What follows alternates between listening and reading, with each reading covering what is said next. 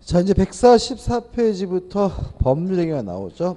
의의는 아까 했던 것처럼 의사표시가 들어있는 적법행위가 법률행위고, 이번 법률행위 의사표시에서 서설 의사표시는 법률행위의 구성 부분이고, 반드시 법률행위가 되기 위해서는 의사표시가 있어야 된다. 그래서 2번 의사표시와 법률행위의 관계에서 의사표시는 법률행위의 불가결의 구성 요소이다. 그 다음에 2번, 4번 법률행위는 한 개 또는 수개의 의사표시 또는 기타의 법률 사실로 구성된다는 말은, 성립된다는 말은 법률행위가 되기 위해서 반드시 의사표시가 있어야 되지만 의사표시만으로만 구성된 것은 아니고요. 답은 아까 말씀드렸죠. 법률행위는 법률 요건이고 그 속에 들어있는 의사표시가 법률 사실이고요. 그 다음에 4번 법률 효과는 의사표시에 의해서 결정이 되니까 결국은 의사표시가 무효면 법률행위도 무효, 의사표시가 취소가 되면 법률행위도 뭐죠? 취소가 된다, 이런 얘기죠. 우측에 법률 요건에서 성립 요건이 나옵니다. 일단 일반적 성립 요건으로서 당사자가 있어야 되고 의사표시가 있어야 되고 목적이 있어야 된다는 것은 그냥 깔고 가는 거고요. 중요한 게 아니고, 성립 요건에서 가장 중요한 개념은 뭐냐면 요물계약이라는 개념입니다. 요물계약이란 계약이 성립되기 위해서 일정한 물건이나 행위가 요구되는 것이 요물계약이거든요. 따라서 요물계약에서 요구하고 있는 물건이나 행위는 법률행위 뭐가 되냐면 성립 요건이 돼요. 그래서 요물계약이 뭔지는 좀 꼭 기억해 두셔야 되는데, 첫째, 계약금 계약은 요물계약입니다. 따라서 계약금 계약에서 계약금을 지급하는 것은 계약, 법률행위에 뭐가 되죠? 성립 요건이 되고요. 통설에 따르면 보증금 계약도 요물 계약으로 이해합니다. 따라서 보증금 계약에서 보증금을 지급하는 것도 요물 계약이고요. 돈 대신 물건으로 돈을 갚는 대물 변제도 요물 계약이고요. 또 따라서 재산권을 이전해 주는 것도 법률행위의 성립 요건이고요. 그 다음에 현상 광고도 요물 계약이거든요. 따라서 현상 광고에서 요구하는 지정된 행위를 완성하는 것도, 이것도 뭐죠? 성립 요건이 됩니다. 그래서 수험적으로는요, 성립 요건하면 요물계약이 확 떠올라야 돼요. 요물계약하면 뭐가요? 성립 요건이라는 게 확 떠올라야 됩니다. 왜냐하면 이 부분에서 시험에 낼 때는 이게 약간 애매한 듯하게 문제를 내기 때문에 뭘 물어보는지 모를 수가 있어서 그래요. 그죠? 성립 요건하면 요물계약, 요물계약하면 뭐죠? 성립 요건이 떠올라야 됩니다. 그 다음 우측 하단에 효력 요건이 나오죠. 자, 이런 문제입니다. 성립한 법률행위는 무효일 수도 있고 유효일 수도 있는데, 다시 말하면 성립한 법률행위가 유효하기 위해서는 또다시 요건을 갖춰야 되는데, 이걸 우리가 유효 요건 또는 효력 발생 요건이라고 하고, 당사자에게는 능력이 있어야 합니다. 그래서 권리 능력, 의사 능력, 행위 능력이 있어야 되는데, 이건 우리가 권리의 주체 부분에서 공부를 끝낸 거고요. 또 의사 표시가 있고 이것이 유효하기 위해서는 의사와 표시가 합치돼야 되고, 의사가 형성되는 과정에 하자가 없어야 되는데, 이건 우리가 다음 주에 의사 표시 부분에서 공부를 할 거고요.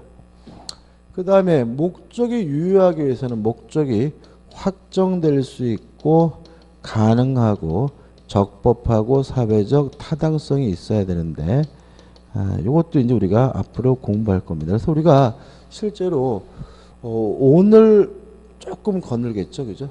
다음 주까지 이 부분 우리가 목적에 관한 유효요건과 의사표시한 유효요건을 다음 주에 공부하게 되는 거죠.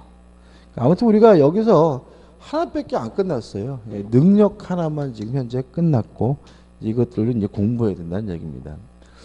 근데 문제는 이 유효요건, 효력요건과 관련돼서 일반 효력요건을 개별적으로 공부할 문제고, 여기서 우리가 잊지 말아야 될 것은 넘겨보시면 특별 효력요건이라는 게 나오는데요.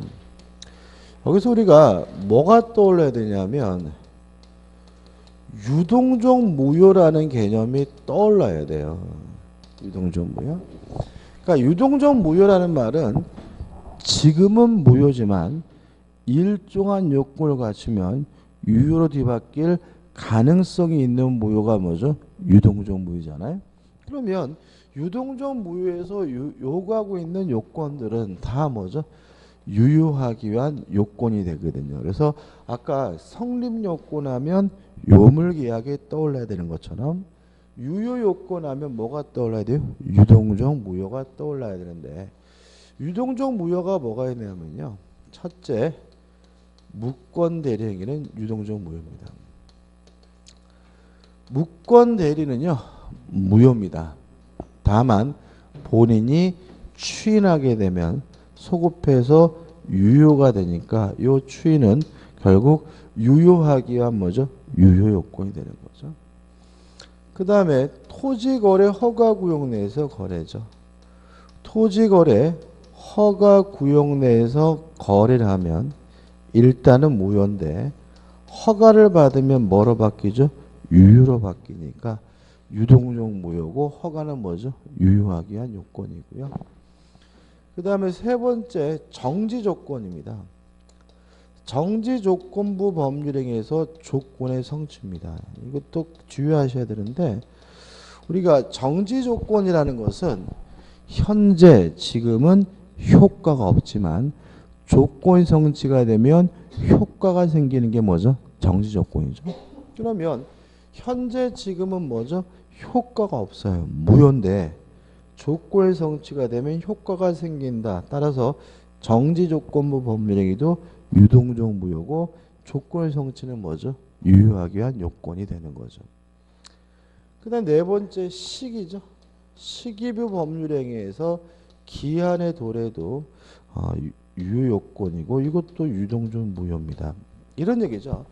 임대차 계약을 하면서 올 3월 1일부터 내년 2월 28일까지다 라고 계약을 했다면 3월 1일 도래하게 되면 임대차계 효과가 생기니까 이게 시기잖아요.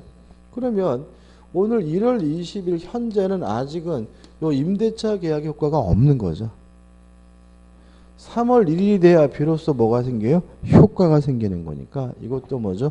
유동적 무효고, 기한의 도래는 뭐죠? 유효하기 위한 뭐가 돼요? 요건이 되는 거죠. 꼭 기억해 두시기 바랍니다. 보시고 기본 확인 문제 풀어볼까요? 146페이지입니다.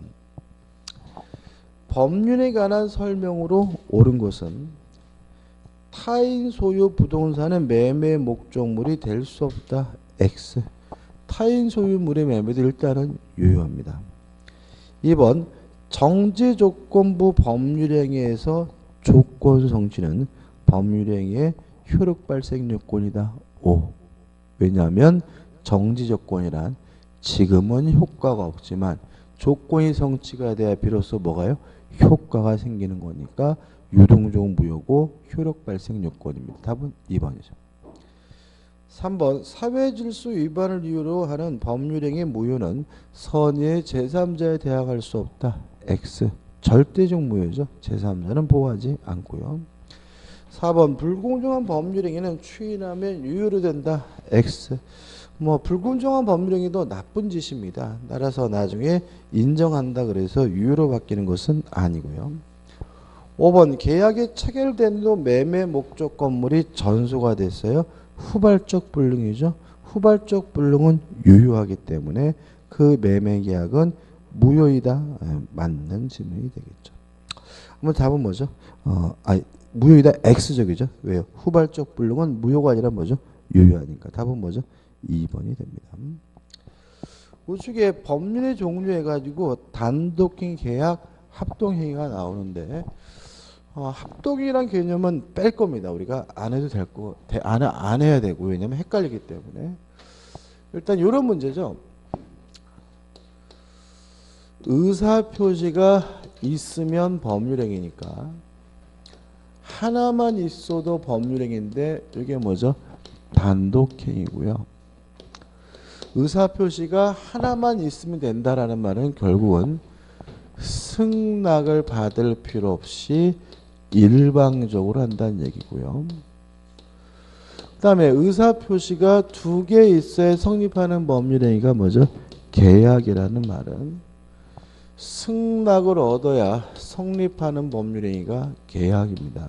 그래서 가끔 계약과 단독행위를 구별하라는 문제가 잘 출제되는 편인데요. 구별하는 방법은 승낙을 받을 필요 없이 일방적으로 하는 것은 뭐죠? 단독행위. 승낙을 얻어야 성립하는 것은 뭐예요? 계약. 이렇게 되고 다음 중 계약인 것은 물어보면 5개 지문 중에서 승낙을 얻어야 되는 걸 찾으면 되고요. 다음 중 단독행위인 것은 승낙을 받을 필요가 없는 걸 찾으면 되고요. 꼭 기억해야 될 것은 증여가 뭐죠? 계약이라는 점이죠. 그러니까 증여가 계약이라는 말은 뭐가 필요하다는 거죠? 승낙이. 따라서 제가 제 친구한테 10억 주겠다라고 얘기했더라도 그쪽에서 싫다 그러면 못 주는 거다. 증여가 계약이라는 말은 반드시 무엇을 얻어야지만요? 승낙을 얻어야지만 성립하게 된다는 얘기죠. 그 다음 단독행위가 상대방 있는 단독행위와 상대방 없는 단독행위로 나누고 있는데요. 일단 예로서 우리가 꼭 기억해야 될 것은 상대방 있는 단독행위는 소유권, 점유권 이외의 권리를 포기하는 것은 다 상대방 있는 단독행위다. 그 다음에 상대방 없는 단위죠. 없는 단독행위는 소유권, 점유권의 포기는 상대방 없는 단독행위라는 거 꼭 기억해 두시기 바라고요. 그 다음에 유언이나 유증도 상대방 없는 단독행위입니다. 그러니까 이 상대방 있고 없고 문제는 뭐냐면 의사표시가 상대방에게 도달은 돼야 성립하게 되는 단독행위를 상대방 있는 단독행위라고 하고요. 의사표시를 상대방에게 도달시킬 필요가 없는 게 뭐죠? 상대방 없는 단독행위입니다. 쉽게 말하면 상대방에게 동의나 승낙은 받을 필요 없지만 상대방에게 얘기를 해야 되는 것은 뭐죠? 상대방 있는 단독행위. 동의나 승낙을 받을 필요도 없고 상대방에게 얘기할 필요도 없는 게 뭐죠? 상대방 없는 단독행위죠. 그럼 유언 같은 거 생각해 보자고요. 그러니까 우리가 유언장을 작성하고자 할 때 받는 사람으로부터 뭐 받을 필요 없어요? 동의나 승낙을 받을 필요는 없습니다. 따라서 뭐죠? 단독행위고 유언장을 언제 공개합니까? 돌아가시면 공개하는 거죠. 다시 말하면 유언하고자 할 때 그 내용을 상대방에게 뭐 할 필요 없어요? 얘기할 필요가 없으니까 유언 유증은 뭐가 되죠? 상대방 없는 단독행위고요. 그 다음에 재단, 법인, 설립행위도 뭐가 되는 거죠? 상대방 없는 단독행위라는 거 꼭 기억해 두시기 바랍니다. 우측에 기본 확인 문제가 나와 있죠. 상대방 없는 단독행위에 해당하는 것을 모두 고른 것은 계약의 해지는 해지하려면 상대방에게 얘기를 해야 되니까 상대방 있는 단독행위죠. 그 다음에 니은번 1인의 설립자에 의한 재단법인의 설립행위는 재단법인 설립행위는 뭐죠? 상대방 없는 단독행위고 디귿번 상속받은 골동품 소유권의 폭이 소유권, 점유권의 포기는 뭐죠? 상대방 없는 단독행위고, 그 다음에 루열, 유언유증도 뭐죠? 상대방 없는 단독행위이기 때문에 답은 5번이고요. 이게 작년도 문제잖아요. 그러면 올해도 비슷한 게 또 나올 거예요. 또 나올 텐데 이렇게 나올 수도 있고 오히려 무엇과요? 계약과 섞어서 나올 수도 있으니까 좀 주의하시기 바랍니다. 그 다음에 넘겨보시면 계약, 승낙을 얻어야 성립하는 법률행위가 계약이고 합동행위는 보지 말자 그랬죠. 조금만 더 볼게요. 계약은요 자유롭게 할 수 있어요. 이걸 우리가 계약 자유의 원칙이라고 합니다.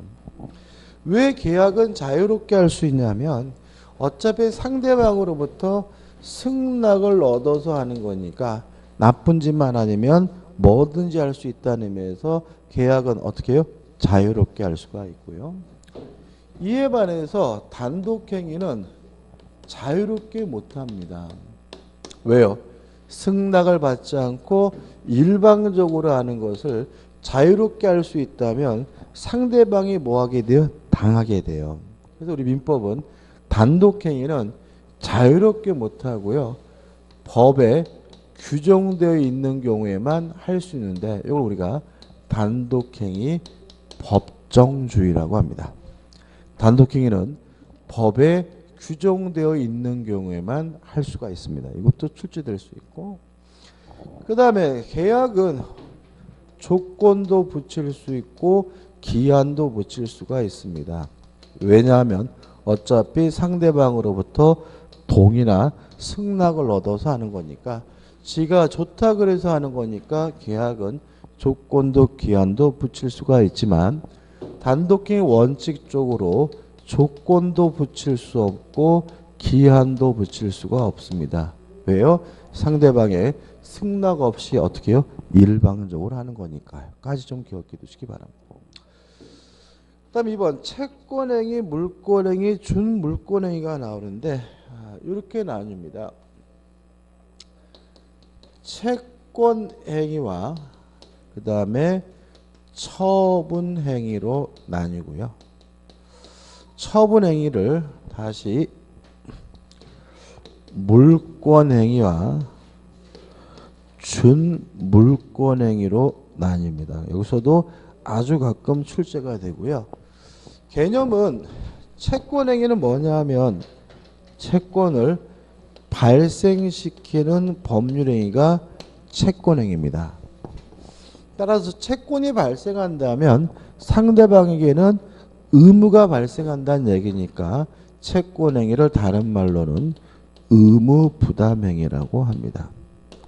가끔 의무부담행위라는 말도 나와요. 그죠? 채권을 발생시키는 법률행위가 채권행위고 상대방에게 뭐가 발생하죠? 채무, 의무가 발생한다는 얘기니까 채권행위와 의무부담행위는 같은 의미로 보고요. 그 다음 물권행위는 뭐냐 하면 물권을 변동시키는 행위를 말하고요. 준물권행위는 뭐냐면 물권 이외의 권리를 변동시키는 행위를 우리가 준물권행위라고 하고요. 두 가지를 합쳐서 뭐라 그러냐면 처분행위라고 합니다. 생각을 해보죠. 갑이 을과 만나가지고 매매 계약을 하면 매도인은 매매 대금을 달라고 요구할 수 있는 채권이 생기고요. 매수인은 재산권을 이전해 달라고 요구할 수 있는 채권이 생기니까 이 매매 계약은 무엇을 발생시키죠? 채권을 발생시키므로 이 매매 계약은 뭐죠? 채권행위가 되겠죠. 을이 갑에게요 1억을 빌려줬어요. 1억을 빌려주게 되면 을은 갑에게 1억을 달라고 요구할 수 있는 뭘 갖게 돼요? 채권을 갖게 되니까 요 1억을 빌려주는 것도 채권을 발생시켰으니까 뭐가 되죠? 채권행위가 되고 뭐가 되는 거죠? 의무부담행위가 되는 거죠. 이해되시죠?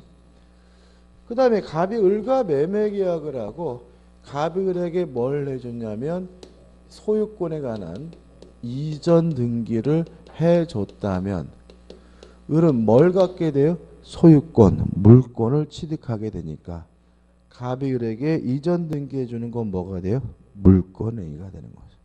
이해되시죠? 갑과 을이 만나서 저당권 설정 계약을 했다면 이 설정 계약은 뭐가 돼요? 채권행위가 되고요. 저당권에 관한 설정 등기를 해줬다면 을이 뭘 취득합니까? 저당권, 물권을 취득하니까 이거는 뭐가 돼요? 물권행위가 되겠죠. 어렵지 않죠? 그죠? 다시 말하면 제가 아파트를 샀어요. 아파트를 샀다라는 매매 계약을 하면 아직 저에게는 소유권이 없죠. 이전 등기해달라고 요구할 수 있는 뭐가 있어요? 채권이 있으니까 매매 계약은 뭐가 돼요? 채권행위가 되고요. 제가 이전 등기를 받으면 뭘 갖게 돼요? 소유권, 물권을 취득하니까 이전 등기를 받는 것은 뭐죠?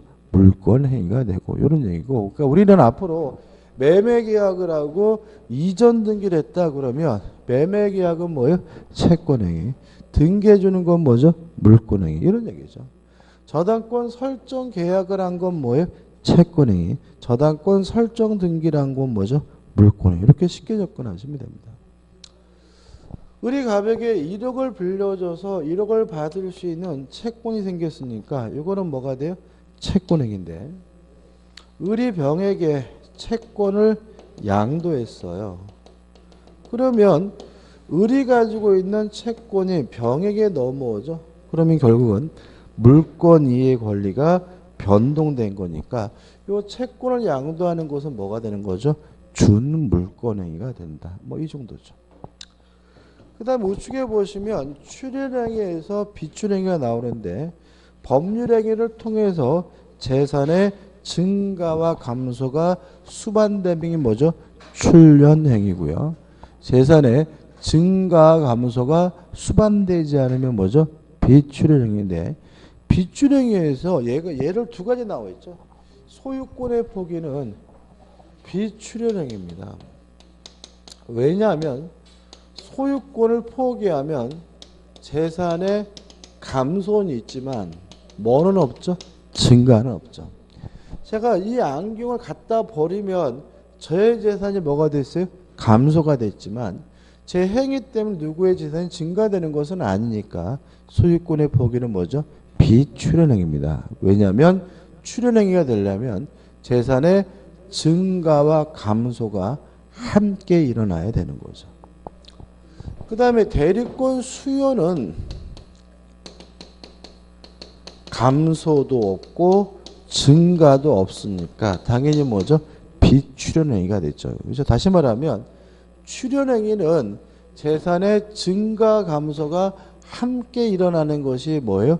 출현행위이므로 소유권의 포기와 같이 감소가 있는 것도 뭐죠? 출현행위. 감소만 있는 것도 뭐죠? 비출현행위고 대리권의 수요같이 재산의 변동이 아예 없는 것도 뭐죠? 비출현행위가 됨을 주의하시기 바라고요. 그 다음에 요식행위, 불요식행위입니다. 법률행위가 성립되기 위해서 일정한 행위나 방식이 요구되면 뭐죠? 요식행위. 아무런 방식도 형식도 요구되지 않으면 뭐죠? 불요식행위인데 예를 보시면 우리 시험범위 안에 요식행위 것은 딱 하나 있죠. 법인 설립행위. 그죠? 나머지는 다 뭐죠? 불요식행위입니다. 그래서 민법에서는 법인을 빼고는 나머지 것들은 다 뭐요? 말로 하든 문서로 하든 어느 방법이든 상관이 없다는 거 주의하시기 바라고요. 5번 주된 행위, 종된 행위. 말 그대로 주된 행위, 종된 행위인데 여기서 볼까요? 을이 갑에게 1억을 빌려주고요. 예를 들어서 갑소유 A 건물에다가 저당권 설정 계약을 했어요. 그러면 을은 두 가지를 했죠. 돈을 빌려주고 저당권 설정 계약을 했는데 요 1억을 빌려주는 행위가 주된 행위고요. 저당권을 설정해 주는 것은 뭐죠? 종된 행위다. 왜냐하면 돈을 빌려주지 않았다면 뭘 할 수 없어요? 저당권을 설정할 수가 없으니까요. 여기 또 하나 생각해 볼 것은 1억을 빌려주면서 채권을 갖게 되고 저당권 설정 계약을 하면서 저당권을 취득하게 되는데 요 채권이 뭐가 돼요? 주된 권리가 되고요. 저당권은 뭐가 됩니까? 종된 권리가 된다. 종된 권리가 된다. 그 다음에 신탁행위와 비신탁행위는 가입표입니다. 이런 거 내지 않습니다. 그 다음 넘겨보시면 제3절에서 법률에 뭐가 나오죠? 목적이 나옵니다. 지금 어디 왔냐면 여기 왔죠. 목적이 있어야 법률행위가 뭐죠? 성립을 하고요. 목적이 어떻게 해요? 유효하기 위해서는 확정 가능적법 사회적 타당성이 있어야 되는데 다음 주에 할게요. 다음 주는 이제 요 목적에 관한 뭘 볼 겁니까? 유효권을 볼 겁니다. 물론 시험에 아주 많이 나오는 부분이기 때문에 다음 주 강의는 좀 빠지지 마셔야 되겠죠. 오늘 여기까지 하고요. 다음 주에 법률행위의 목적보서 이어서 들어가도록 하겠습니다. 오늘 수고 많으셨습니다. 고맙습니다.